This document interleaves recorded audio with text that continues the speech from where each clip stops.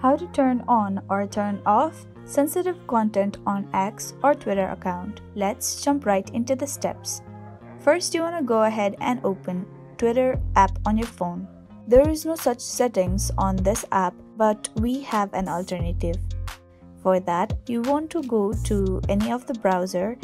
I'm using Google Chrome here. Go to the search bar and search for twitter.com. Go ahead and log into it. Do not tab on open if it is on the top right corner, or else you will not be able to do the following activity. Tab on your profile that is on the top left corner. Tab on settings and support. Scroll down a little bit and then you want to tab on settings and privacy. Here you want to tab on privacy and safety. Now you want to tab on content you see.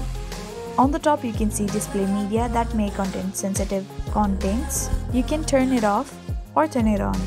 To turn on or turn off sensitive content on X or Twitter account. I really hope this video helped you out. Thank you so much for watching till the very end.